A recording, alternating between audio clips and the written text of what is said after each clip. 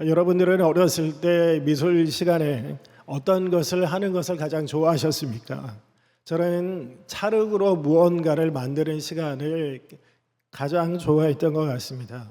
저는 미술적인 재능이 뛰어난 사람이 아닙니다. 그럼에도 근사한 작품을 만들어내지는 못했지만 투박한 그 흙덩이를 이겨서 새로운 형태를 빚어낸다는 것 그 자체가 어린 저에게는 굉장히 재미있고 또 시간 가는 줄 모르고 아주 흥미진진한 시간이었던 것 같습니다. 성경을 보게 되면 찰흙빚기처럼 흙으로 아주 위대한 작품을 빚어내는 장면이 등장하게 됩니다. 바로 창세기 2장에 나오는 인간을 창조하는 장면이죠. 하나님은 땅에 흙으로 사람을 지으시고 그 코에 생기를 불어넣으심으로 그 순간 그 티끌에 불과했던 재료는 하나님의 고귀한 형상으로 변화되는 역사가 일어나게 됩니다.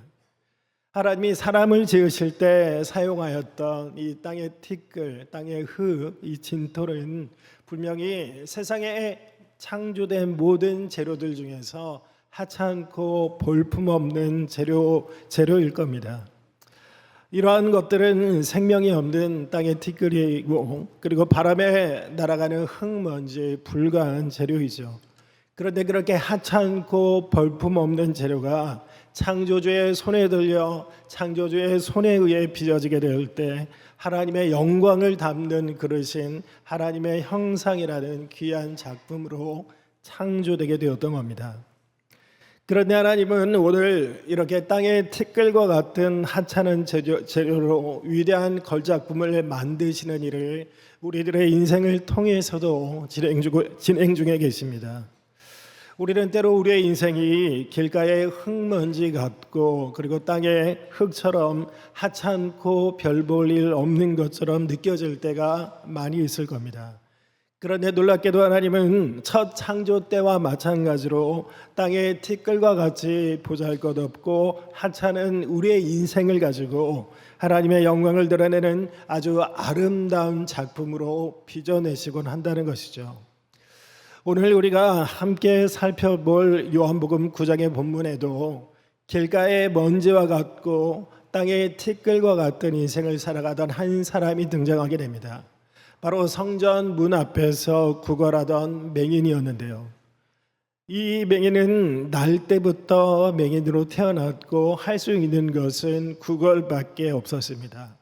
이 사람은 날마다 땅바닥에 앉아서 사람들이 오고 가며 일으키는 그 흙먼지를 들이쉬며 살던 중에 예수님을 운명적으로 만나게 되었던 것이죠. 그리고 예수님은 첫 창조 때 하나님이 그러셨던 것처럼 별 볼 일 없고 하찮은 그 사람의 인생을 빚어서 완전히 다른 새 사람으로 창조하는 역사를 일으키시게 됩니다. 오늘 크게 세 가지를 보려고 합니다. 첫 번째는 이 사람은 죄를 짓지 않았다는 예수님의 말씀입니다. 우리 1절과 2절 말씀 우리 한번 같이 읽어보겠습니다. 1절과 2절입니다. 예수께서 길을 가실 때에 날 때부터 맹인된 사람을 보신지라 제자들이 물어 이르되 납비여 이 사람이 맹인으로 난 것이 누구의 죄로 인함이니까 자기니까 그의 부모니까. 유대인들과 성전에서 큰 논쟁을 일으키셨던 예수님은 자신을 돌로 치려고 하는 사람들을 피해서 성전 밖으로 나가시게 됩니다. 그리고 예수님은 그곳에서 날 때부터 맹인되었던 한 사람을 만나 그 사람을 주목하여 보시게 되죠. 물론 한글 성경에는 주목하여 봤다라는 표현은 잘 부각되어 있지는 않지만 원문을 보게 되면 이때 예수님이 의도적으로 몸을 틀어서 날 때부터 맹인되었던 그 사람을 주목하셨다라는 점을 부각하고 있습니다. 이러한 사실은 제자들도 감지가 되었을 겁니다. 그래서 제자들은 자신들이 평소에 가지고 있었던 이 맹인에 대한 질문을 예수님께 질문하게 되죠. 그것이 무엇이었을까요? 맹인이 맹인으로 태어난 것이 과연 누구의 죄로 인한 것이냐 하는 질문이었습니다. 제자들의 이러한 질문에는 인간의 질병이나 고통의 문제가 죄에 대한 하나님의 징벌 때문이라고 보았던 당시 유대교의 잘못된 신학에 근거한 그런 질문이었습니다. 한 개인의 질병이나 그리고 한 개인의 장애 그리고 고통의 문제가 그 사람이 지은 죄에 대한 보응이다라고 하는 사고방식은 분명히 잘못된 사고방식이라는 것을 여러분들쯤은 다 아실 거라고 생각합니다. 아담의 범죄로 인해서 흑암과 혼돈이 다시 세상 속에 들어오게 되었고, 흑암과 혼돈이 지배하는 세상 속에서 발생하게 된 것이 바로 질병과 사고와 고통의 문제이죠. 원래는 질병도 없고 사고도 없는 세상이어야 마땅하지만 이제는 질병과 고통이 존재하는 혼돈의 세상이 되게 되었고, 이러한 세상에서는 이제 누구라도 질병에 걸리거나 이제 누구라도 고통을 당할 수 있는 상태에 놓이게 되었다는 겁니다. 물론 우리가 지은 죄에 대한 1:1 대응으로 고통을 당하게 되는 경우들도 있지만, 혼돈이 지배하는 이 세상에서 더 많은 경우에는 우리가 지은 죄에 대한 결과보다도 인과를 알 수 없는 그런 이유로 당하게 되는 고통이 훨씬 많아지게 되었다는 겁니다. 예를 들어서 하루에도 수많은 사람들이 내 잘못이 아닌 다른 사람이 저지른 교통사고로 목숨을 잃기도 합니다. 이처럼 세상에는 내가 지은 죄가 아닌데도 불구하고 고통을 당하게 되는 경우들이 사실 더 많이 있다는 것이죠.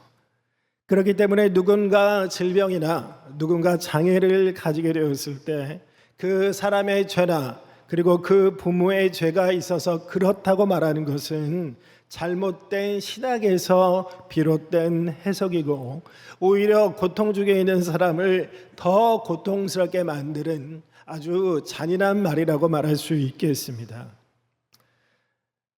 그런데 예수님의 제자들이 바로 이러한 잘못된 신학에 영향을 받고 있었다는 것이 문제인 것이죠.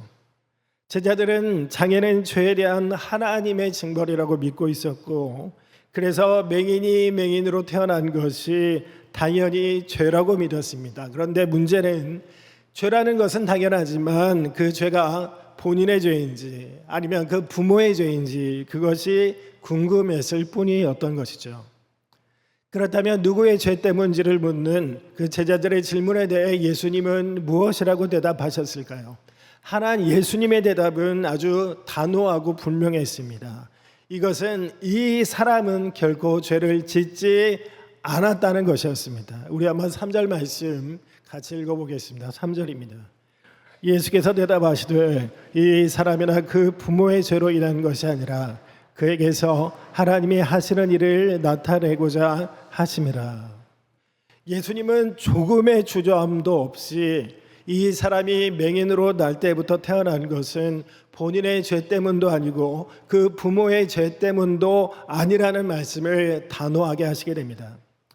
원문을 직역하면 예수님이 이때 얼마나 단호하게 말씀하셨는지를 알 수 있습니다. 예수님이 하신 말씀을 직역하면 이 사람은 죄를 짓지 않았다, 이 사람의 부모는 죄를 짓지 않았다 라고 하는 말씀이 되는 것이죠.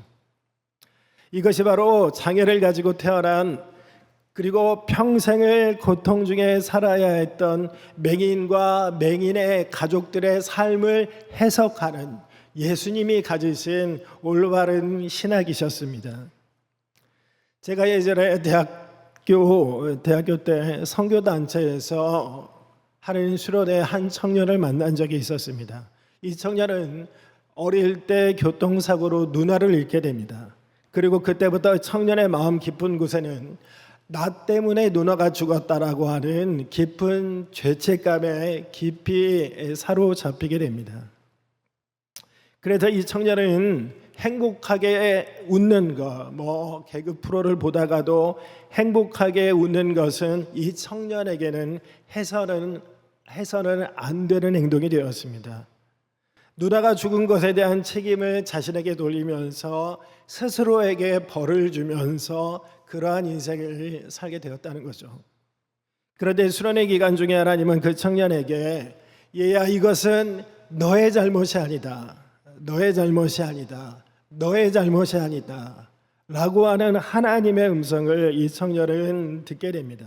그리고 그 말씀을 듣게 되었을 때 청년은 고개를 푹 숙인 채로 오랫동안 통곡하며 울게 되었습니다. 그동안 얼마나 힘들었을까요?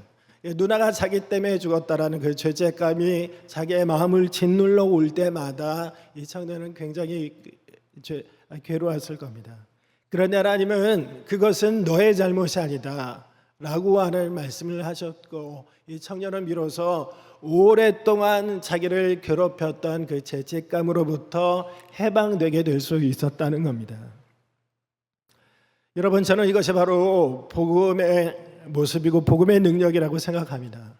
복음이 우리에게 주는 가장 큰 선물이 있다면 그것은 바로 잘못된 죄책감과 정죄감으로부터 우리를 자유케 하고 해방을 시켜주는 것이라고 생각합니다. 우리는 빛 대신 예수 그리스도의 복음을 경험하면 경험할수록 잘못된 죄책감으로부터 해방되는 자유를 경험하게 될 수 있다는 거죠. 그런데 안타깝게도 우리는 세상에서 예수 믿기 전부터 오랫동안 학습해버린 뿌리 깊은 편견들, 세상에 흐르는 인과응보의 법칙이라든지 세상에 오랫동안 뿌리 내린 이런 편견들을 학습하며 자라게 되죠. 그리고 교회 안에 있는 잘못된 신학들은 우리에게 복음이 주는 참된 자유를 누리지 못하게 하는 경우가 너무나도 많다라는 것을 보게 됩니다. 그리고 타인의 고통에 대해서 위로해 주지 못하고 오히려 더 고통스럽게 만드는 사람들이 되어가는 것이죠. 그렇기 때문에 우리는 복음을 알되 더 깊이 알아야 됩니다. 더 깊이 경험해야 되는 것이죠. 복음인 줄 알았지만 사실 복음이 아니었던 것들로 내 인생을 해석했던 것들, 그리고 타인의 고통을 해석했던 그 모든 것들을 버리고 우리는 복음을 진정으로 체험하는 사람들이 되어야 됩니다. 예수님은 진리를 알지니 진리가 너희를 자유케 하리라 말씀하셨는데요. 바로 그러한 진리를 우리는 더 알아가고 진리가 우리를 자유케 하는 그 지점까지, 진리가 우리를 해방시켜주는 그 지점까지 우리는 복음을 더 깊이 있게 알도록 노력하는 것이 바로 우리들의 몫이라는 겁니다. 여러분들은 모두 이렇게 복음을 경험하되 더 깊이 경험하는, 여러분들 속에 내려있는 그 뿌리 깊은 편견을 벗겨낼 정도로 복음을 더 깊이 알아가는 그런 분들이 되시기를 주님의 이름으로 축원합니다. 오늘 두 번째는 맹인을 통해 나타내시려고 하시는 하나님의 일입니다. 예수님은 맹인이 맹인으로 태어난 것이 누구의 죄 때문도 아니라고 단호하게 말씀하셨습니다. 그러면 왜 맹인은 날 때부터 맹인으로 태어나게 된 것일까요? 제가 이미 앞에서 말씀드린 것처럼 우리가 하나님을 등지게 되었을 때 이 세상은 다시 창조 이전의 그 흑암과 혼돈이 들어오게 되었습니다. 그래서 이러한 세상에 살아가는 우리는 이제 누구라도 장애를 가지고 태어나거나 누구라도 암과 같은 질병에 걸릴 수 있는 세상에 살게 된 것이죠. 마치 랜덤 게임처럼 누구에게라도 그 질병과 고난이 닥칠 수 있는 세상이 바로 이 혼돈에 사로잡혀 있는 세상이라는 겁니다. 그렇기 때문에 이러한 일들이 나에게 혹시 일어나게 될 때 우리는 왜라는 질문을 많이 하지만 이러한 질문에 답이 없는 경우들이 사실 많이 있습니다. 여러분들 중에도 인생의 고통을 당하시는 분들이 있을 겁니다. 왜 나에게 이런 고통이 찾아올까? 왜 나에게 이런 시련이 찾아올까? 우리들은 밤새워 질문하고 고민하고 해도 이러한 질문에 쉽사리 답을 얻기는 어려운 것이 바로 우리들의 인생이죠. 물론 우리는 이유를 알아야지 인생의 의미를 느끼는 존재이기 때문에 고통을 당하게 될 때 우리는 항상 왜라는 질문을 던지게 됩니다. 왜 많고 많은 사람 중에 하필이면 나에게 이러한 병이 생기게 되었는지를 질문하게 되고, 왜 나는 평범하지 않은 가정에서 태어나서 처음부터 남들과 다른 출발선에서 인생을 시작하게 되었는지 질문하지 않을 수 없다라는 겁니다. 그런데 여러분, 이 왜라고 하는 질문은 아까도 말씀드렸지만 답이 없는 질문입니다. 답을 찾을 수 없는 질문이라는 것이 문제이죠. 그리고 더 큰 문제가 있다면 이렇게 왜라고 하는 질문을 하면 할수록 우리는 자기 연민에 깊이 빠지게 될 수밖에 없다라는 거죠. 그리고 이유를 알 수 없으니까 나에 대해서 원망하게 되거나 아니면 남에 대해서 원망하게 되는 것으로 쉽게 빠지는 일들을 체험하게 될 겁니다. 여러분, 그렇다면 우리는 왜라고 하는 질문 대신에 무엇을 질문해야 될까요? 바로 어떻게라고 하는 질문을 해야 된다고 생각합니다. 우리 3절을 다시 한번 읽어보겠습니다. 3절입니다. 예수께서 대답하시되 이 사람이나 그 부모의 죄로 일한 것이 아니라 그에게서 하나님이 하시는 일을 나타내고자 하심이라.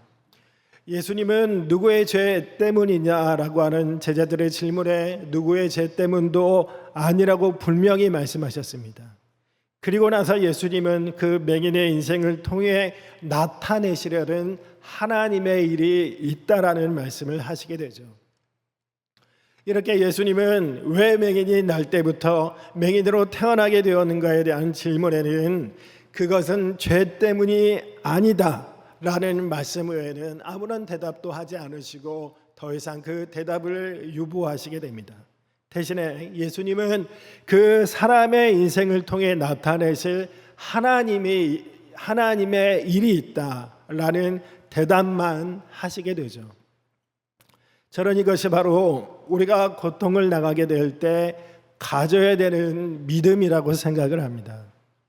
그리고 이러한 믿음을 가지고 왜라고 하는 질문보다는 어떻게라고 하는 질문을 던져야 된다고 저는 생각을 합니다.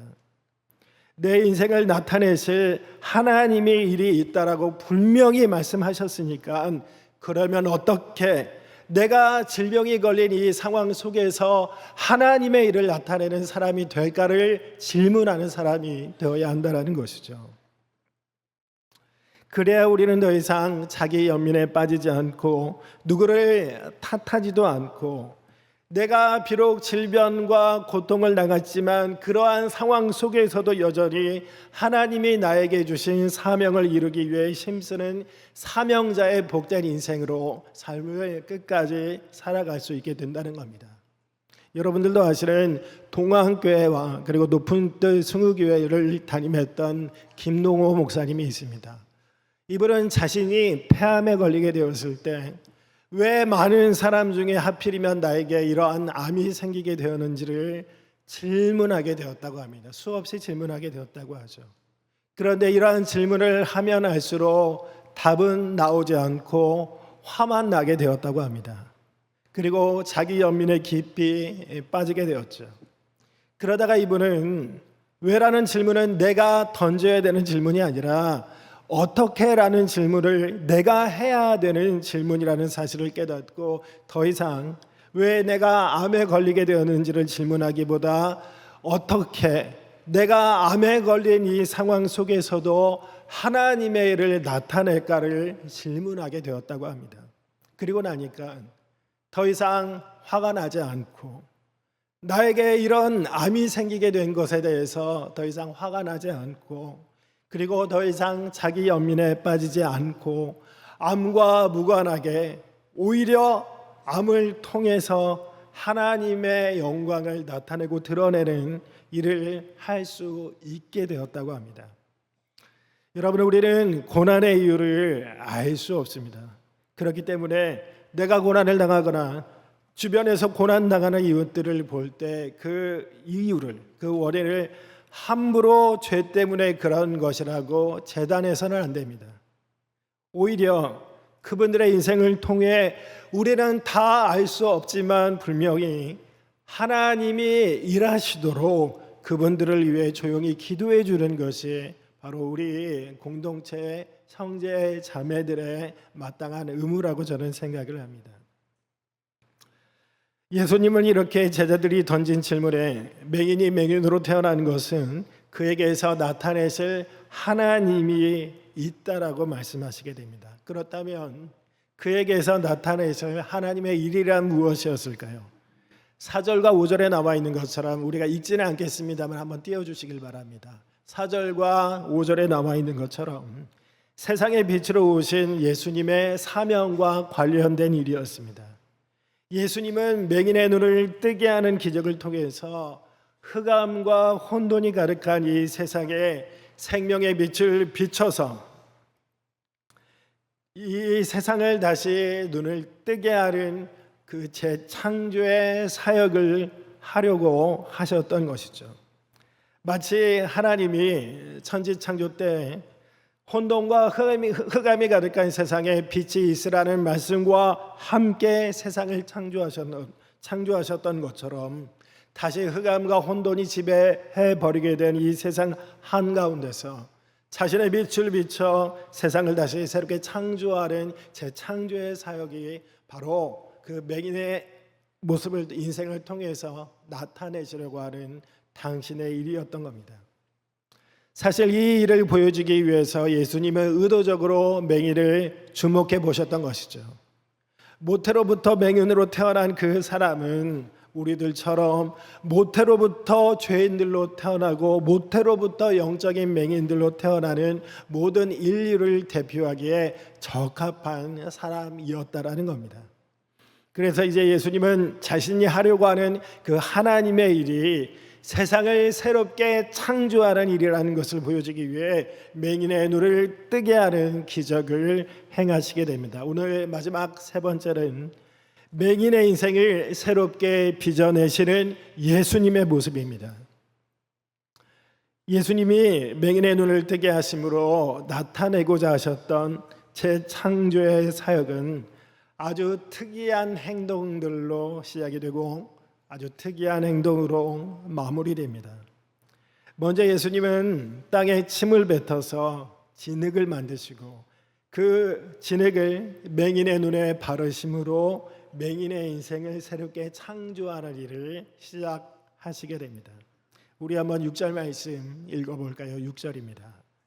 이 말씀을 하시고 땅에 침을 뱉어 진흙을 이겨 그의 눈에 바르시고 예수님이 맹인의 인생을 새롭게 창조하기 위해 하셨던 첫 번째 특이한 행동은 흙을 가지고 그의 눈에 바르는 것이었죠. 예수님이 이러한 행동을 하셨던 것은 사실 우리에게 하나의 장면을 생각나게 하시기 위함이었습니다. 여러분들은 예수님의 이런 모습을 통해서 어떤 장면이 생각나십니까?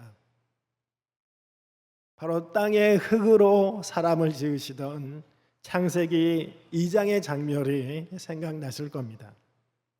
예수님은 땅의 흙으로 사람을 빚으시던 그때의 일을 재현하기 위해서 그 맹인의 눈에 흙을 바르셨던 것이죠. 그런데 예수님은 하나님과는 다르게 맹인의 눈에 바를 만큼만 흙을 사용해서 그의 인생을 새롭게 창조하시게 됩니다. 왜냐하면 맹인의 인생 또한 땅의 티끌 같은 인생이었고 그래서 그의 인생 또한 사람을 새롭게 창조하는 사역의 핵심 재료가 되었기 때문입니다. 이것이 바로 하나님이 사람을 새롭게 창조하실 때 일하시는 방식이라고 생각합니다. 하나님은 늘 땅의 티끌 같고 먼지 같고 진토와 같은 우리들의 인생을 재료 삼아서 아름다운 인생으로 새롭게 빚으시는 창조의 주님이시라는 겁니다. 그렇기 때문에 아무리 내 인생이 먼지 같고 땅의 티끌 같아도 전혀 문제될 것이 없습니다. 왜냐하면 하나님은 바로 그 땅의 티끌을 가지고 창조의 역사를 일으키시는 창조의 주님이시기 때문입니다. 여러분, 내 인생에 아무리 깊은 어둠이 있다 하더라도 내 인생이 땅의 티끌 같다 느껴질지라도 우리를 새롭게 빚으시는 그 하나님의 일은 결코 막을 수 없습니다. 왜냐하면 하나님은 창조의 주님이시기 때문이죠. 오히려 예수님은 우리가 그토록 싫어했던 우리 인생의 모든 아픈 기억들까지도 재료 삼아서 영광스러운 새 창조의 역사를 우리들의 삶에서 일으켜 주실 것입니다. 예수님이 맹인의 인생을 새롭게 창조하기 위해서 하셨던 두 번째 특이한 행동은 바로 실로암 목가에 가서 씻으라고 하는 말씀이었습니다. 우리 한번 7절 말씀 읽어볼까요? 7절 말씀 함께 읽어보겠습니다. 이르시되 실로암 못에 가서 씻으라 하시니 실로암은 번역하면 보냄을 받았다는 뜻이라. 이에 가서 씻고 밝은 눈으로 돌아왔더라. 예수님이 진흙을 맹인의 눈에 바르신 행동도 참으로 특이한 행동이었는데요. 그 맹인의 눈에 발라진 진흙을 실로암 목가에 가서 씻으라고 하는 명령도 참 특이한 행동이라고 생각됩니다. 그렇다면 왜 예수님은 맹인에게 실로암에 가서 씻으라고 하셨을까요?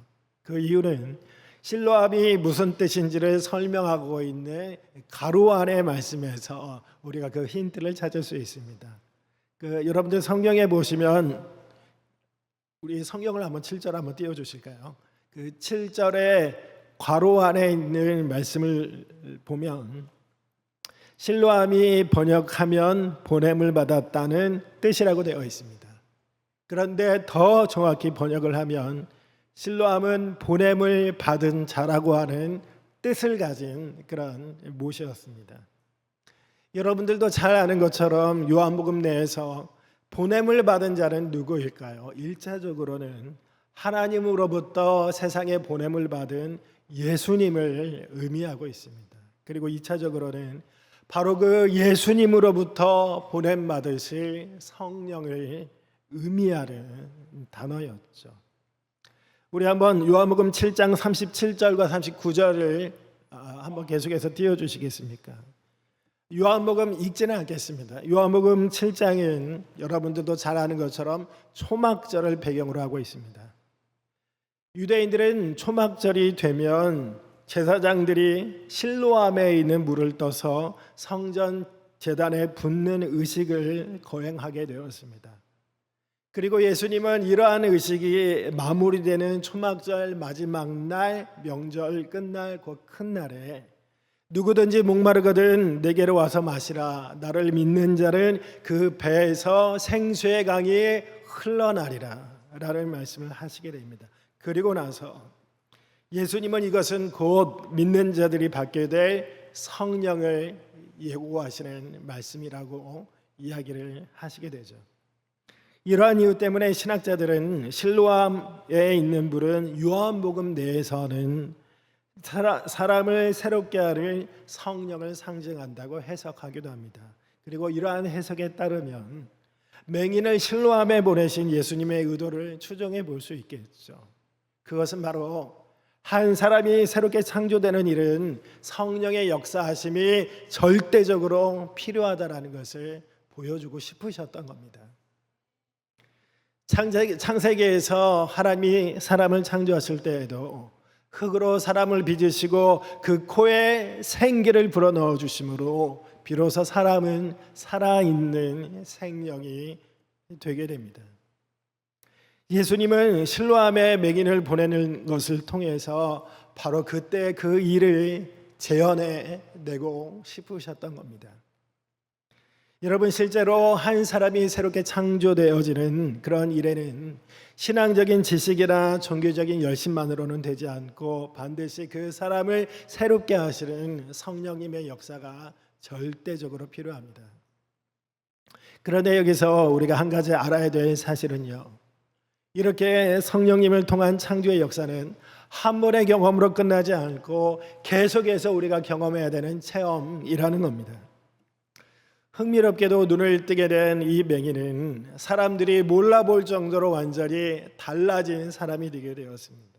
사람들끼리 이 사람이 그 구걸하던 맹인이다, 아니다, 이 사람은 그 사람이 아니다 라고 할 정도로 완전히 달라진 사람이 되게 된 것이죠. 그런데 맹인의 입장에서는 아직 창조의 기적을 일으켜 주신, 자기의 인생을 새롭게 창조해 주신 그 예수님을 잘 알지는 못했습니다. 그래서 내 눈이 어떻게 떠졌느냐는 사람들의 질문을 받게 되었을 때 예수라고 하는 사람이 나의 눈을 뜨게 했다라고 말하게 되죠. 우리 11절 한번 띄워놓기만 한번 해주시죠. 11절 말씀을 띄워놓기만 하고 저를 보시면 됩니다.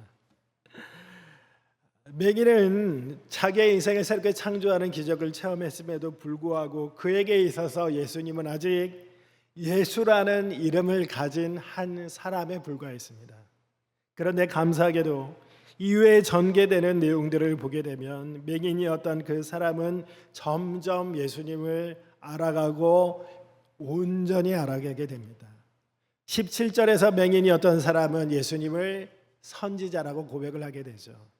그리고 38절에 이르러서는 마침내 예수님을 창조의 주님으로 고백을 하게 됩니다. 맹인이었던 사람이 이렇게 점점 예수님이 누구인지를 알아가게 되었다라는 것이죠. 그런데 처음부터 맹인이 그랬을까요? 그렇지 않았죠. 그런 예수님을 통해 고침받았지만 이 사람에게 아직 예수님은 예수라 하는 사람에 불과했고 아직 어둠을 밝혀 세상의 생명과 치유를 주시는 창조의 주님이시다라는 사실을 알지 못했던 겁니다. 그래서 그는 어떤 면에서 보면 육체적인 눈은 떠졌을지 모르지만 영적인 면에서는 눈이 다 열려지지 않은 영적인 맹인이었고, 그래서 그는 계속해서 성령님에 의해서 창조되어 갈 필요가 있는 사람이었다는 겁니다. 여러분, 이것은 우리도 마찬가지입니다.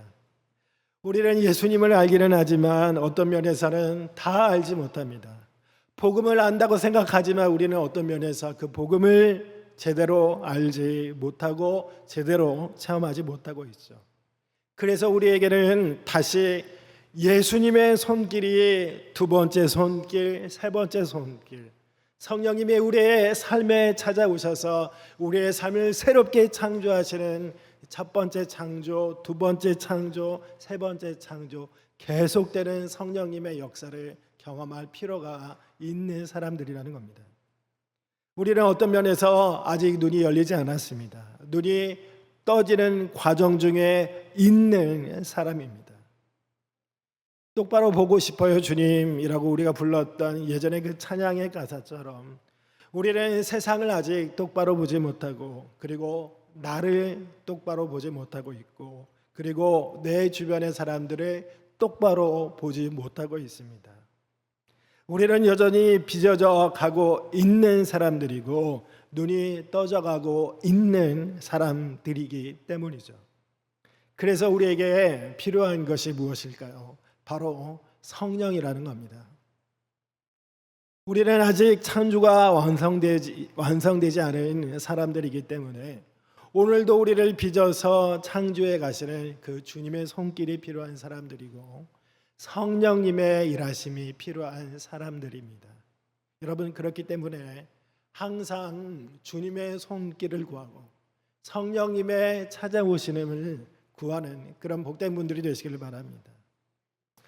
여러분, 보냄받은 자이신 예수님, 그리고 보냄받은 자이신 성령님은 늘 넘어지고 좌절하고 우리 인생이 진토와 같다고 여기는 우리들에게 찾아와서 다시 일으키시고 새로운 사람으로 창조해 가시는 놀라운 창조의 주님이십니다.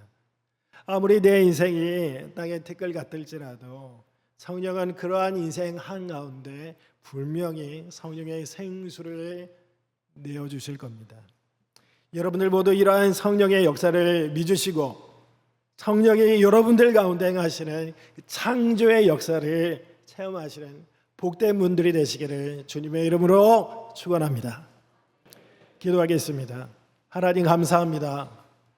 우리는 땅의 티끌 같은 존재입니다.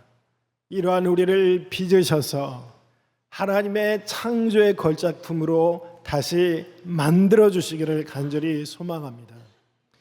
하나님, 우리가 인생의 고난 중에 있을 때 왜라고 하는 질문보다 어떻게 하나님의 영광을 지금의 상황 속에서 나타낼지를 질문하는 그런 사람으로 변화되게 인도하여 주시고, 그래서 아무리 어려운 인생에 처해져 있지만 그러한 인생 가운데서도 여전히 웃고 여전히 기뻐하고 여전히 하나님의 사명을 감당하는 우리 모든 복된 성도들 될 수 있도록 인도해 주시옵소서.